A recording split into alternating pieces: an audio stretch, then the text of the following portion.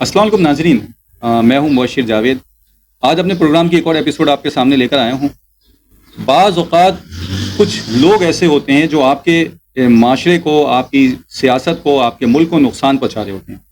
یہ والی بات میں نے کیوں کری ہے؟ آپ کی اسکرین پر اس وقت ایک خاتون کی تصویر آ رہی ہوگی جن کا نام ہے سیدہ نفیسہ شاہ جیلانی۔ یہ کون ہیں؟ یہ نیشنل اسمبلی آف پاکستان کی ایک ممبر ہیں، ایک سیاست سے ان کا تعلق ہے۔ اچھا، پہلے بھی یہ نیشنل اسمبلی کے اندر رکن رہ چکی ہیں اور اس میں اپنی یہ سروسز کو سر انجام دے رہی ہیں۔ ابھی ان کی ایک بات سامنے آئی تو مجھے ہوا کہ یار دیکھو کس طرح کے لوگ اس وقت ملک کے اندر موجود ہیں۔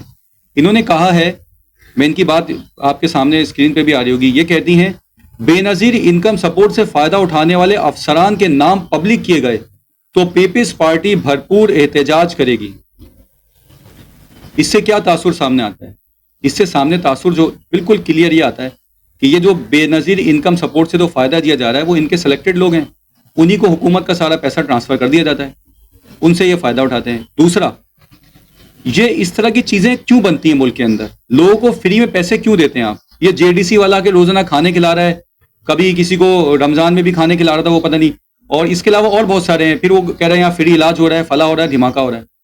دیکھیں، حکومت نے گورنمنٹ ہاسپٹل بنائے ہوئے ہیں، وہاں جائیں، اچھے وہاں پہ ٹریٹمنٹ آپ کو مل جائیں گے، آپ کو ایسی جگہ پہ جانے کی ضرورت نہیں ہے۔ لیکن لوگ خود بھی جانا نہیں چاہتے گورنمنٹ ہاسپٹل کے اندر۔ اس وقت آپ اگر عباسی ہاسپٹل کے اندر چائلڈ کیئر یونٹ کے اندر جائیں تو آپ کو لگے گا کہ آپ دبئی میں آ گئے ہیں، اتنا اچھا وہاں کا نظام ہے، وہاں بہت اچھے ٹریٹمنٹ دی جا رہا ہے۔ باقی لائن وغیرہ لگانی پڑتی ہے، اس میں تھوڑا ٹائم لگتا ہے۔ آپ ریگل پہ چلے جائیں، چمڑا ہاسپٹل، وہاں بھی آپ جائیں گے، آپ کو لگے گا کہ یہاں پہ ٹریٹمنٹ بہت اچھا ہے۔ تو ایسی کوئی بات نہیں ہے، آپ گورنمنٹ ہاسپٹل جا کے کر سکتے ہیں۔ دوسرا، یہ لوگ جو اس طرح کی چیزیں کرتے ہیں ملک کے اندر، کیا یہ انڈسٹریز نہیں لگا سکتے؟ کیا یہ فیکٹریز نہیں لگا سکتے؟ کیا یہ لوگوں کو روزگار نہیں دے سکتے؟ یہ لوگوں کو روزگار دیں، بجائے کہ اس طرح کی جو پالیسیز لے کر آتے ہیں لوگوں کو فری میں بانٹنے والی، یہ والے کام نہیں کریں۔ ابھی وہ بائک کی بھی آئی تھی کہ حکومت فری میں بائک دے رہی ہے، اسکوٹیز۔ تو بھائی آپ اسکوٹیز کو فری میں نہ دیں، ہاں جس قیمت میں آپ نے لی ہے اسی، یعنی کہ جو کاسٹ جس پہ آپ کو پڑی ہے اسی پرائز کے اوپر عوام کو آپ انسٹالمنٹ پہ دے دیں، تو اس میں عوام کے اندر کام کرنے کا جذبہ بھی پڑے گا۔ دوسرا، بائک آپ کو اپنے لوگوں کو بانٹنی ہے، ابھی ہمیں پتہ ہی ہے۔ جب آپ نے یہ والی بات کر دی ہے تو اس سے ہمیں یہی سارے تاثر سامنے آ رہے ہو۔ خیر، یہ میں ان کے بارے میں بات کر دی، آپ ان کی چیزیں اور بھی ہیں، مگر اس وقت فی الحال میں ان سے اتنی بات رکھوں گا، اور جو انہوں نے بات کری ہے میں نے اس پہ بات کری ہے، باقی میں نے کسی اور چیز پہ وہ بات نہیں کری۔ یہ چیز ان کی غلط ہے۔ اگر ان کو میری بات پہنچ جائے تو ان کو چاہیے تھوڑا سے ہوش کے ناخن لیں، اور جس کو آپ کراچی کی زبان میں کہتے ہیں انسان کی بچی بن جائیں اور حکومت کا فائدہ نہ اٹھائیں، تو اس کو تھوڑا صحیح کریں اپنی چیزوں کو۔ باقی آپ کو پتا ہے کہ اسلام آباد کے اندر ایک علاقے سے 300 کلو پلیسنٹا جو ہے وہ ایکسپورٹ ہو رہا تھا، اس کے اندر کچھ چائنیز لوگ تھے، وہ انوالو تھے اور اس کو ایکسپورٹ کر رہے تھے۔ یہ پروڈکٹ، یہ پلیسنٹا ہوتا کیا ہے اور اس کا کیا فنکشن ہے، کیا کرتا ہے، مختصر آپ کو بتا دیتا ہوں۔ آپ کی اسکرین کے اوپر اس وقت ایک پکچر آ رہی ہوگی، ایک بیبی ہے، اس کے سائڈ میں ایک باڈی کا پارٹ رکھا ہوا ہے جو ایک ٹمپریری آرگن ہے۔ باڈی کے اندر جتنے پارٹ لگے، دل، پھیپھڑے، جگر، یہ سب آپ کے آرگن ہیں۔ تو جب بچہ پیدا ہوتا ہے، بننا شروع ہوتا ہے ماں کے بدن کے اندر، تو اللہ تعالیٰ باڈی کے اندر ایک ٹمپریری آرگن بنا دیتے ہیں جس کو آپ کہتے ہیں پلیسنٹا۔ اس پلیسنٹا کے ذریعے وہ اپنی آکسیجن، اپنا فوڈ، ساری جو اس کے نیوٹرینٹ ہے وہ اس کے ذریعے پورا کرتا ہے۔ جب بھی یہ ڈیلیوری ہوتی ہے تو اس کے بعد یہ والا آرگن جو ٹمپریری آرگن ہوتا ہے اس کو بھی ریموو کر دیا جاتا ہے۔ یہ جو چائنیز کے لوگ پکڑے گئے ہیں، جس میں کچھ 2 پاکستانی بھی انوالو تھے، ان لوگوں نے بھی اس کی ایکسپورٹ کے اندر شامل تھے، اس کو اسمگل کر رہے تھے۔ اسمگلنگ جب ہو رہی ہے یا اس کو ایکسپورٹ کیا جا رہا ہے تو اس میں یقیناً کوئی بہت بڑی چین ہوگی۔ اصل میں تو اس کی تکفین ہونی چاہیے، اس طرح آرگن ہیومن باڈی کے نہیں بکنے چاہیے۔ اور وہ اس پہ کہہ رہے تھے بکرے کے پارٹ اور دوسرے پارٹ ہیں یہ، کہ وہ پلیسنٹا نکلا، انسانی ہیومن آرگن نکلا۔ اس میں ہاسپٹل بھی انوالو ہوتے ہیں، اس کے اندر بڑے بڑے ادارے بھی انوالو ہوتے ہیں۔ لیکن انفارمیشن جو ملتی ہے نا ہمیشہ، وہ اندر کا ہی کوئی آدمی لیک کرتا ہے۔ تو اندر کے کسی آدمی سے ان کی بنی نہیں ہوگی، اس نے لیک کر دی اور ان کو پکڑا دی، صحیح ہے۔ یا بارگیننگ بھی نہیں ہوئی ہوگی، یہ بھی ہو سکتا ہے۔ بعض اوقات بارگیننگ نہیں ہوتی تو وہ کہتے ہیں ٹھیک ہے، جب تم پے نہیں کرو گے تو ہمیں یہ کرنے، ہم تمہیں پکڑ لیں گے۔ یہ بارگیننگ والی بات بھی ہوتی ہے۔ خیر، اور دیکھنے سے بظاہر یہ لگ رہا ہے کہ یہ جو کام ہے یہ بہت طویل عرصے سے چلتا ہوا آ رہا ہوگا، کیونکہ 500 کلو گرام پکڑنا کوئی مطلب کوئی چھوٹی موٹی بات ہے کیا؟ اتنا کانفیڈنس کہ 500 کلو گرام وہاں سے ملے اور باقی دوسرے آرگن بھی ملیں، اس کا مطلب ہے کہ وہاں پہ ہیومن کے آرگنس کو بھی ایکسپورٹ کیا جاتا ہے۔ کرتے کیا ہیں؟ مختلف کام ہیں۔ اس کے اوپر کسی زمانے میں انڈیا کے اندر ایک فلم بنی تھی۔ بعض اوقات فلموں کے اندر صحیح چیزیں لیک کر دیتے ہیں، تو یقیناً انڈیا اور پاکستان اور یہ باقی جو بنگلہ دیش وغیرہ ان میں یقیناً یہاں پہ کہیں نہ کہیں اس طرح کی چیزیں ہوں گی، ایک اندازہ لگا رہا ہوں. لیکن انڈیا میں تو باقاعدہ فلم بنی ہے، اس میں دکھایا تھا فلم کی سٹوری کے اندر کہ عورتوں کے میں الیگل طریقے سے ان سے بچے پیدا کرواتے ہیں، اس کو پے کرتے ہیں اور بچے کو اس کا جو فیٹس ہوتا ہے، فیٹس کہتے ہیں جو ماں کے بدن کے اندر بچہ موجود ہوتا ہے، اس فیٹس کے ذریعے اس کو نکال لیتے ہیں اور ماں کو مار دیتے ہیں، اور اس سے وہ لوگ اینٹی ایجنگ کریمز وغیرہ بناتے ہیں. اینٹی ایجنگ کریمز کیا ہوتی ہیں؟ یہ ایسی کریمز ہوتی ہیں جو کاسمیٹکس کے اندر استعمال ہوتی ہے، جو اگر کوئی لگائے تو اس کی عمر کم نظر آئے گی. تو اس کے لیے انسان کے باڈی کے پارٹس اور یہ سب چیزیں استعمال ہوئے ہوتے ہیں. سوال یہ ہے کہ یہاں بچوں کی جو پلیسنٹا کا جو پکڑا گیا ہے یہ چائنیز ہے. چائنا سے تو پاکستان کی بڑی دوستی ہے. کیا اس پہ ایکشن ہوگا؟ اس پہ ایکشن کیا کہہ سکتا ہوں میں؟ اس پہ ایکشن ہونا چاہیے، بلکہ وہاں پہ ان کو یہاں سے لیٹر بھیجنا چاہیے کہ تمہارے ملک کے لوگ ایسا کر رہے ہیں. لیکن کچھ بھی نہیں ہوگا. یہاں پہ یہ تو چھوٹا موٹا پکڑا گیا ہے. ابھی بڑے بڑے پتہ نہیں کون کون ہوں گے، کہاں ہوں گے، کس طرح کے ہوں گے، کون کون سے آرگن ایکسپورٹ کر رہے ہوں گے، بچوں کو بھی ایکسپورٹ کر رہے ہوں گے، کاٹ پیٹ رہے ہوں گے. پتہ نہیں اس میں ڈاکٹرز بھی انوالو ہوں گے، اس کے اندر آپ کے سیاستدان بھی انوالو ہوں گے اس کے اندر. پتہ نہیں میں آگے نام لوں تو بڑا مسئلہ ہو جائے گا. ویسے بھی میں ایک ایسے ملک کی آپ کو بات بتانے والا تھا جس کو جو کہ اس دنیا میں نہیں ہے، وہاں پر ہے، کیا کہتے ہیں، اللہ والا کرے، پلوٹو میں ہے. پلوٹو میں تو سورج کی روشنی بھی نہیں آتی نا، وہ سولر سسٹم میں نہیں آتا. تو پلوٹو کے اندر وہ ملک ہے، جس بندے نے وہ ملک بنایا تھا اس بندے کو مار دیا، اس کی بہن کو بھی مار دیا، اور کیا بتاؤں، ملک کھا گئے. کون لوگ کھا گئے؟ وہ ایلینس تھے، وہ وہاں ایلین ہوتے ہیں. تو خیر آگے چلتے ہیں. اس کے بعد میں آپ کے سامنے ایک اور، آپ کو پتہ ہے پاکستان کے اندر منتہا ظاہرہ کیس جو ہوا ہے، اس میں بچی کے ساتھ اس کو قتل کیا گیا ہے، بہت بے دردی کے ساتھ اس پہ ظلم و زیادتی کا نشانہ بنایا گیا ہے. اس کی اس وقت جو ہے رپورٹ میرے سامنے آ گئی ہے، میڈیکل رپورٹ. میڈیکل رپورٹ کے اندر کیا کیا ہوتا ہے، کیا کیا لکھا ہوا ہے، میں آپ کے سامنے کچھ ریڈ کروں گا اور آپ کے سامنے رکھوں گا باتیں، لیکن پوری نہیں پڑھ پاؤں گا. بہت تکلیف دہ ہے. اس میں کچھ چیزیں ایسی ہیں جو کہ اس میں ظلم پورا نظر آ رہا ہوتا ہے، لیکن اس کو بولتے ہوئے میری بھی زبان لڑکھڑا جاتی ہے، تو میں اس کو پڑھ نہیں پا رہا ہوں. آگے تک جتنا پڑھ سکوں گا آپ کے سامنے رکھ دوں گا. یہ پوسٹ مارٹم رپورٹ ہے. اس پوسٹ مارٹم رپورٹ میں کیا لکھا ہوا ہے؟ مریض کا نام منتہا زہرا، عمر 8 سال، جنس لڑکی، اسپتال کا نام ہے DHQ اسپتال سرگودا. وفات جو ہے، اچھا پوسٹ مارٹم رپورٹ کا نمبر ہے 67/26. وفات 22 جون 2026 دوپہر 12 بجے. لاش کو مردہ خانے 4:30 بجے پہنچایا گیا ہے. پوسٹ مارٹم رات کو 8 بجے ہوا ہے. پولیس نے لاش کی اس کے بعد شناخت کر لی. اچھا، جسم کے ظاہری معائنے میں ڈاکٹر کیا کہتے ہیں؟ بچی سیدھی لیٹی ہوئی تھی، آنکھیں بند تھی، زبان منہ سے باہر نکلی ہوئی تھی، چہرہ خون سے آلودہ تھا، ناک کے دونوں نتنوں میں جمع ہوا خون موجود تھا. جسم میں موت کے بعد آنے والی ابتدائی تبدیلیاں بھی ہو چکی تھیں، یعنی کہ جو باڈی میں اسٹفنس پیدا ہوتی ہے نا، ڈیکمپوزیشن شروع ہوتی ہے، وہ تک اس میں سٹارٹ ہو گیا تھا. بچی جو تھی وہ پیلے کلر کے پھول دار کپڑے پہنی ہوئی تھی، اس میں خون ہی خون لگا ہوا تھا، بہت بے دردی سے مارا ہے. اس کا یورین اور اسٹول بھی لیک ہوا تھا. گردن کی ہڈی بھی ٹوٹی ہوئی تھی، اور اس کی کیروٹیڈ آرٹری یعنی کہ جو مین جس میں خون نکلتا ہے رکتا نہیں ہے، تو وہ آرٹری بھی توڑ دی گئی تھی. اور چوٹیں بہت شدید تھیں. بچی کو بہت بے دردی سے مارا ہے. سر بھی پھاڑا تھا، سر میں سے برین تک نظر آ گیا تھا، اسکل یعنی کھوپڑی تک نظر آ گئی تھی. بہت گہرا نشان تھا اس کے اندر. اور باقی جو ہے وہ جو اس میں لکھا ہوا ہے وہ میں مختصر آپ کو بتا دیتا ہوں. میری اس پہ زبان نہیں چل رہی ہے، مجھے بھی اس میں تکلیف ہوتی ہے پڑھتے ہوئے. بہت بے دردی کے ساتھ اس کو شہید کیا گیا. یہ ہیں ہمارے ملک کے حالات. اس ظلم و زیادتی کو کیسے روکا جائے گا، اس میں ہم لوگ مشورہ جو ہے علماء کرام سے بھی ہمیں لینا چاہیے. ملک میں اس میں اسمبلی میں بھی یہ بات جانی چاہیے کہ اس کا کیا حل نکلے، کیا ہونا چاہیے، کس طرح سیکورٹی بننی چاہیے علاقوں کے اندر.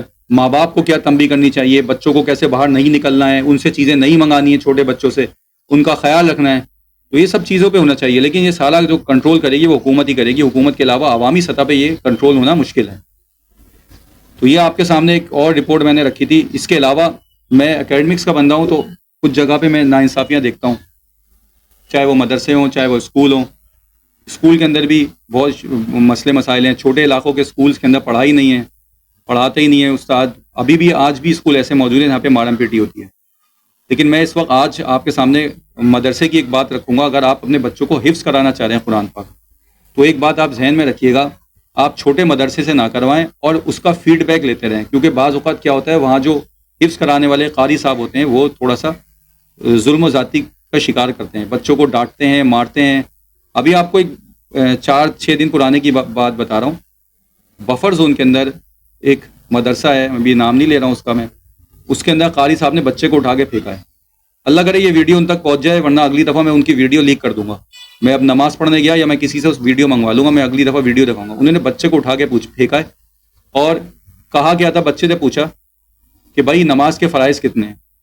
نماز میں اس کو نہیں پتا کہ نماز کے اندر واجبات و فرائض اس کو یاد نہیں تھے، یا سر وضو یا غسل کے پوچھے تھے، وہ پوچھے بچے نے نہیں بتایا، تو بچے کو اٹھا کے پھینک دیا۔ تو میرا سوال یہ ہے کہ بھائی اس طرح آپ ظلم نہ کریں، قاریوں کو تھوڑا کنٹرول رکھنے کی ضرورت ہے۔ بچہ جب حفظ کرنے آتا ہے تو صبح 7:30 7:45 بجے 7:30 سے گھر پہ نکلتا ہے، شام 4 بجے اس کی چھٹی ہوتی ہے۔ اس کے بعد ماں باپ کا پتہ نہیں کیا دماغ خراب ہے، شام میں ایک اور قاری آ کے اسے سننا شروع کر دیتا ہے، تو بچے کا اس وقت دماغ خراب ہوتا ہے۔ اور پھر گھر کے اندر دوسرے جو بچے ہوتے ہیں وہ کمپلیکس، وہ اس کو دیکھ کے حفظ کرنے والا بچہ کمپلیکس کا شکار ہو جاتا ہے، کیونکہ وہ اسکول جا رہے ہوتے ہیں، ان کی ہفتہ اتوار چھٹی ہوتی ہے، اس کی چھٹی نہیں ہوتی، ان کی جون جولائی چھٹی ہوتی ہے، اس کی جون جولائی چھٹی نہیں ہوتی، تو چھٹی تو حفظ میں نہیں ہو سکتی، واقعی ٹف ماحول ہے، لیکن اس کا کوچ پیرنٹس کو چاہیے کمپنسیٹ کرے۔ اچھا، اور مدرسے کے اندر یہ ٹی بلاک کے اندر ایک مدرسہ تھا، وہاں قاری صاحب نے بچے کو مارا، وہ مر گیا، ماں باپ پیچھے ہٹ گئے، کیس آگے بڑھا ہی نہیں، قاری صاحب آج بھی گھوم رہے ہیں، کیا کر سکتے ہیں؟ تو اس میں کیا بولوں۔ ایک اور میں آپ کو بات بتا دوں، اب میں میڈیکل پوائنٹ آف ویو سے بات کر رہا ہوں۔ جب آپ کسی زمین پہ مسلسل بیٹھتے ہیں تو آپ کے کمر کے موڑے میں دبنا شروع ہو جاتے ہیں، ان میں گیپ آ جاتا ہے، وہ گیپ ختم ہو جاتا ہے، اور کیا کہتے ہیں، موڑے جب دبتے ہیں تو اس میں تکلیف بھی ہوتی ہے، کمر کا درد بھی بڑھ جاتا ہے۔ بچے تو حفظ اور گھٹنوں میں بھی درد آتا ہے، آپ یہ لگاتار 20 دن تک زمین پہ بیٹھ کے آپ کام کر کے دیکھ لیں، آپ کو اندازہ ہے گھٹنے بھی آپ کے جائیں گے، کمر بھی جائے گی، اور پوسچر بھی باڈی کا، یعنی کہ آپ کا یہاں سے لے کر اسپائنل، جو آپ کے اسپائنس ہے یہاں سے لے کے پورے لوور بیک تک، ان پہ لوڈ آئے گا۔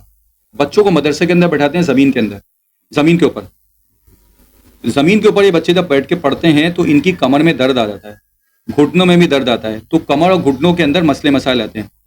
وہ بچیاں جو قرآن پاک حفظ کرنے وہاں جاتی ہیں مدرسوں کے اندر، ان میں ایک بہت بڑا مسئلہ یہ آتا ہے کہ ان کی فیلوپین ٹیوب دب جاتی ہے۔ اب یہ فیلوپین ٹیوب کیا ہوتی ہے، یہ آپ کی اسکرین پہ اس وقت دیکھیں، اس وقت موجود ہوگی، یہ آپ کی اسکرین کے اوپر آ رہی ہوگی۔ فیلوپین ٹیوب ایک ایسا راستہ ہے، یہ ایک ایسی ٹیوب ہے جس کے ذریعے گیمٹس جو ہے وہ جاتے ہیں۔ گیمٹس کیا ہوتے ہیں؟ میل اسپرم جو ہے وہ جاتے ہیں، جس سے پریگنینسی جو ہے وہ سروائیو ہوتی ہے، ٹھیک ہے۔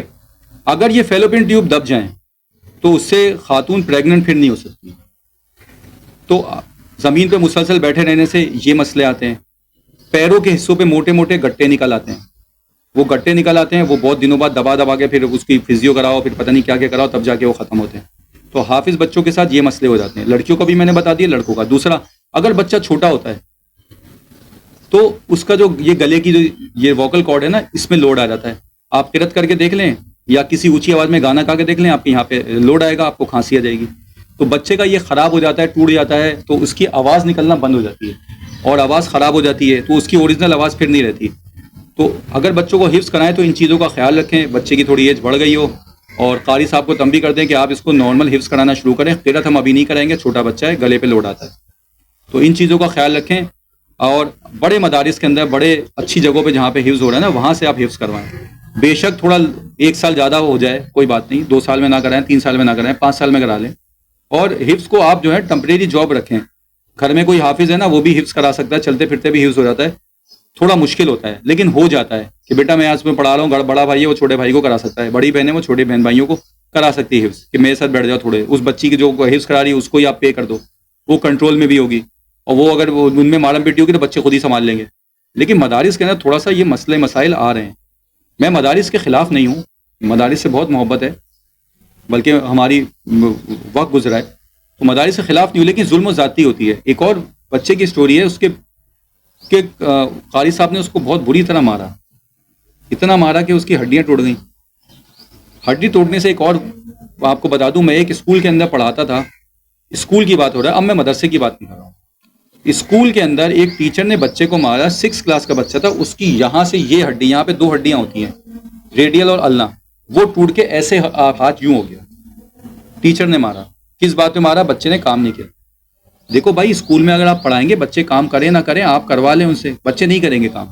آپ کے پاس کوئی ایسی اسٹریٹجی ایسی موٹیویشن ہونا چاہیے جس سے بچے کام کریں. وہ کیا ہے آپ سینئر ٹیچرز کے ساتھ بیٹھیں وہ آپ کو بتائیں گے. اور آپ پلان کر کے کلاس میں جایا کریں, جو کوئی کام کرنا ہے اس کو کم سے کم 1 دن پہلے پلان کر لیں, اور بتنا نہیں ہے تو کم سے کم آپ کے پاس 4 گھنٹے پہلے اس کو پلان کر کے رکھیں مجھے یہ والی بات کرنی ہے. تو آپ اچھے ٹیچر بن سکتے ہیں یا آپ اچھے موٹیویشنل لیکچرر بن سکتے ہیں. لیکن اگر بغیر پلان کے آپ جائیں گے نا تو ادھر ادھر پھینکیں گے آپ. ٹھیک ہے, تو خیر یہاں پہ میں اپنا ایک پروگرام جو میں نے آپ کے سامنے اس وقت بات رکھی ہے امید ہے آپ کو سمجھ میں آ گئی ہوگی.